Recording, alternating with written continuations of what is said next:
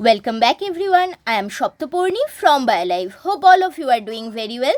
So in today's video we are going to discuss about the fecundity schedule, which is abbreviated as BX or MX in a life table. So first of all we have to know what is a life table. So from the name it is clear that it is a type of table which specifies the age specific account of mortality and survivorship within a population. Okay. See, at first the life table was developed for evaluating the age specific mortality rate in any human community for life insurance companies. Okay. Later it was adopted by the population ecologist to understand the age specific account of mortality and survivorship within any animal or plant community. Okay. So life table is basically a table where you will find several columns, and in each column you will see the in some column there is age, in some column there is survivorship rate, in some column there is mortality rate, like that, fecundity rate, like that. Okay, so it is a complex table, we can say that. Now before constructing any life table you have to take into account the cohort. Okay, now what is a cohort?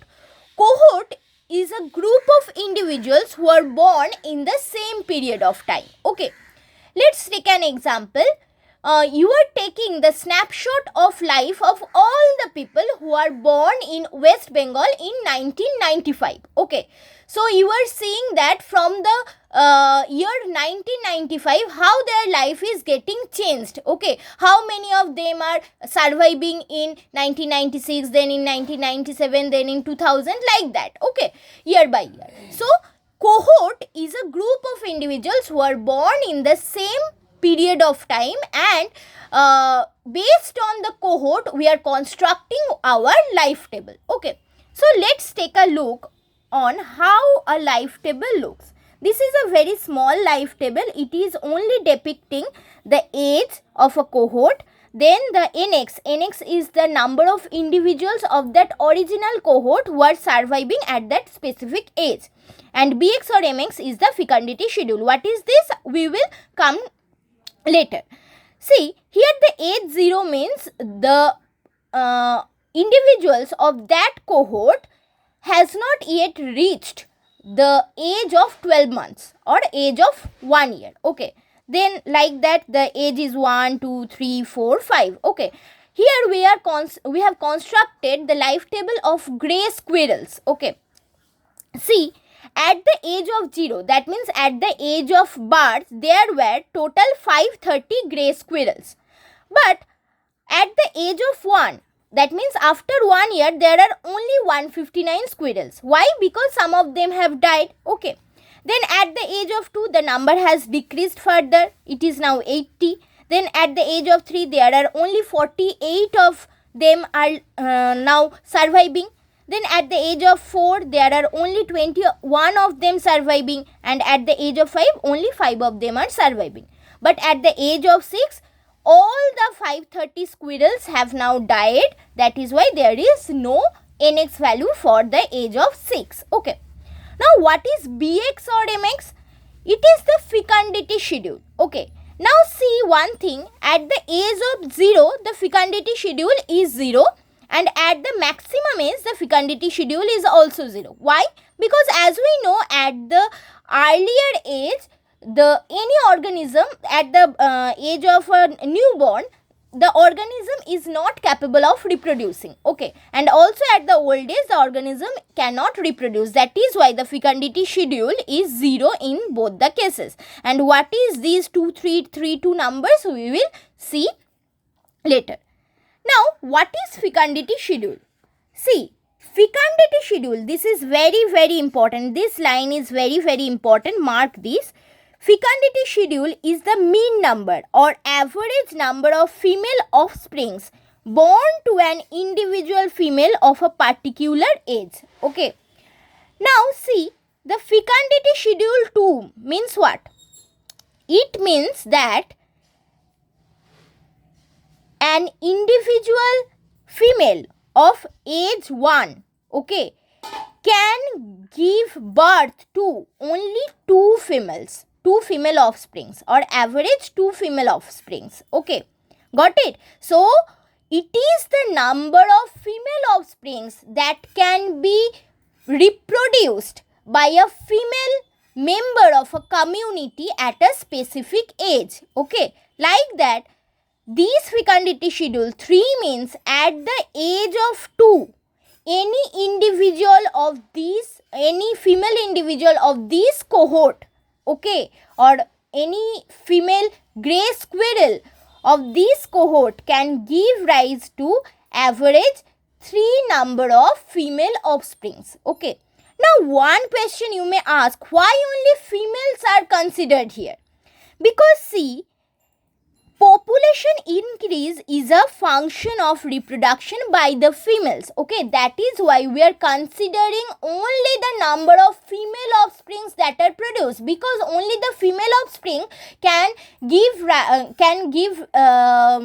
rise to, or can give birth to another female who will again give birth to another female, and that is how the population will get increased. Okay, increased. So population increase is a sole function of reproduction by the females. That is why we are taking in account only the number of female offsprings that are produced by the female of a particular age. Okay, now fecundity schedule, you can see here we have written fecundity schedule can be abbreviated as BX or MX. Now why BX? Because you can see here it is actually the expression of age specific birth rate by the females. Okay, and this birth is abbreviated as B. Okay, now, and X is the specific age. Okay, now it is also abbreviated as MX. Why? Because M means maternity, because the females are giving birth. Okay, so they are maternity nature, so for that it is expressed as MX also. Okay, so now let's take a look in the next page. See, I have explained here already the B of 2. Here 2 means the X.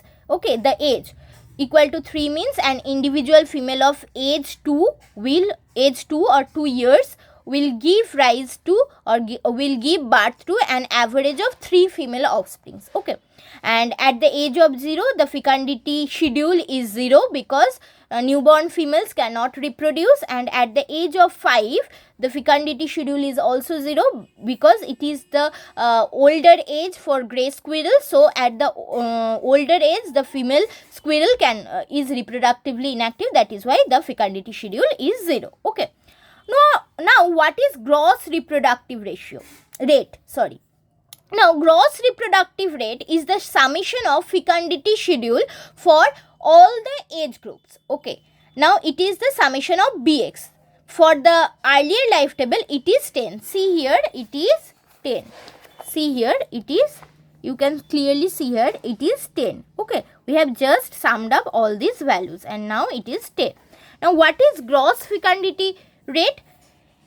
It is the average number of female offsprings born to an individual female over her lifetime. Okay, but here is a constraint. What is that? See here, not all the females of a cohort can live up to the age of 5 years. Okay, some may die at the age of 1, some may die at the age of 2. Okay, so that female who have died at the age of 1 may not have reproduced a single female offspring. So her gross reproductive rate will be 0 at that case, and it may be that some female is only surviving up to the age of 3. Okay, then her gross reproductive rate will be lesser than 10. Okay, so gross reproductive rate cannot be a good parameter. Okay, so for that we have introduced net reproductive rate, which not only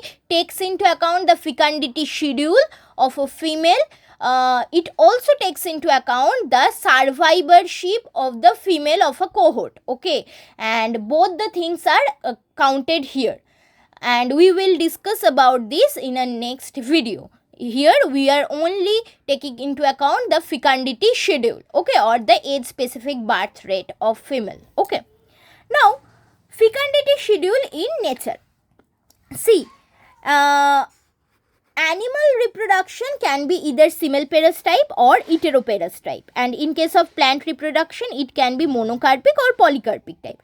Now, simulparous or monocarpic type means that in case of this type of reproduction, the individual female reproduces only once in its lifetime. Okay, so only once it gives birth to the offsprings.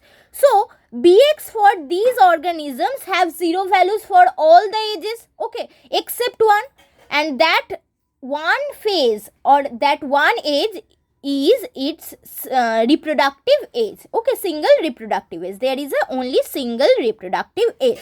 Now, some example of simulparous or monocarpic reproduction is oceanic salmon and many flowering desert plants. Okay.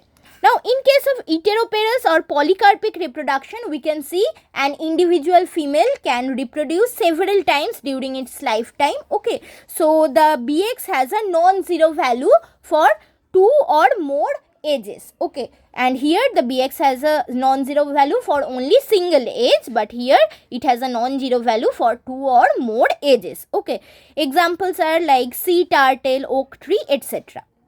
Now, another thing you may infer from this, that annual plants, okay, which completes their life cycle in a single year are generally monocarpic. Okay, though there are various exceptions, but they are generally monocarpic, because in a single year they can give birth or they can reproduce only once, generally. Okay, there are several exceptions, I am also mentioning that. And perennial plants which lives up to several years are generally polycarpic. Okay, because they are living up to several generations, okay, several years, so they can give rise to new ones or give birth to new ones for several times. Okay, so they are generally polycarpic. Okay, but obviously there are exceptions too. So this is all about fecundity schedule. In our next video, we will discuss about survivorship curves and then the net reproductive rate. Okay. So I hope this video is going to be useful for all the ecology students over there. And if you find this video useful, don't forget to hit the like button and share it with your friends, and don't forget to subscribe to my channel for more such videos. Thanks for watching and happy learning.